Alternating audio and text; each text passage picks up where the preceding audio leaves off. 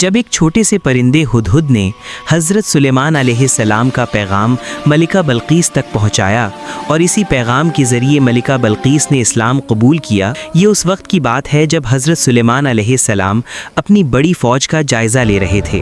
تمام پرندے اور جانور موجود تھے مگر ایک چھوٹا سا ہدہد وہاں نظر نہ آیا۔ سلیمان علیہ السلام اس پر کچھ ناراض ہوئے اور فرمایا، ہدہد کہاں ہے؟ اگر وہ بغیر کسی وجہ کے غیر حاضر ہوا تو میں اسے ضرور سزا دوں گا۔ کچھ ہی دیر بعد ہدہد حاضر ہوا اور عرض کیا، اے اللہ کے نبی، میں ایک ایسی خبر لایا ہوں جو آپ کو معلوم نہیں۔ میں سبا نامی ملک سے آیا ہوں۔ وہاں ایک عورت بادشاہت کرتی ہے جس کا نام بلقیس ہے۔ اس کے پاس بڑی سلطنت ہے، ایک قیمتی تخت ہے، سونا چاندی اور شاندار محلات ہیں، مگر وہ اور اس کی قوم سورج کو سجدہ کرتے ہیں۔ شیطان نے ان کے برے کاموں کو ان کی نظر میں خوبصورت بنا دیا ہے۔ اس پر سلیمان علیہ السلام نے ایک خط لکھوایا جس میں فرمایا گیا تھا، مجھ پر غرور نہ کرو اور مسلمان ہو کر میرے پاس آ جاؤ۔ ہدہد خود یہ خط لے کر بلقیس کے محل میں ڈال آیا۔ جب بلقیس نے وہ خط پڑھا تو وہ گھبرا گئی اور اس نے سونا، جواہرات اور غلام تحفے میں بھیجے۔ جب یہ تحائف سلیمان علیہ السلام کے پاس پہنچے تو آپ نے فرمایا، کیا تم مجھے مال کے ذریعے خریدنا چاہتے ہو؟ اللہ نے مجھے اس سے کہیں بہتر نعمتیں دی ہیں، واپس جاؤ۔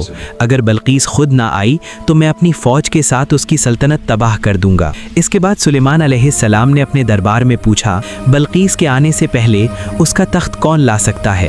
ایک جن نے کہا، میں اسے چند گھنٹوں میں لے آؤں گا۔ لیکن ایک نیک شخص آصف بن برخیہ نے کہا، میں تو آنکھ جھپکنے سے بھی پہلے اسے حاضر کر سکتا ہوں۔ آصف بن برخیہ نے پلک جھپکتے ہی تخت حضرت سلیمان علیہ السلام کے سامنے لا کر رکھ دیا۔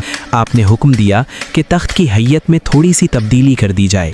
کچھ ہی عرصے بعد بلقیس بڑی شان و شوکت کے ساتھ سلیمان علیہ السلام کے پاس پہنچی۔ سلیمان علیہ السلام نے اس سے پوچھا، کیا یہ تمہارا تخت ہے؟ بلقیس نے حیرت سے کہا، یہ تو بالکل میرا ہی معلوم ہوتا ہے۔ پھر سلیمان علیہ السلام نے ایک شیشے کا شاندار محل بنوایا جس کے نیچے پانی اور مچھلیاں نظر آ رہی تھیں۔ جب بلقیس اندر داخل ہوئی تو اس نے پانی سمجھ کر اپنے کپڑے اوپر اٹھا لیے۔ سلیمان علیہ السلام نے فرمایا، یہ پانی نہیں بلکہ شفاف شیشہ ہے۔ یہ سن کر بلقیس شرمندہ ہو گئی اور بولی، اے میرے رب، میں نے اپنے اوپر ظلم کیا تھا، اب میں سلیمان کے ساتھ اللہ رب العالمین کے سامنے سر جھکاتی ہوں۔ یوں وہ اور اس کی قوم ایمان لے آئے اور مسلمان ہو گئے۔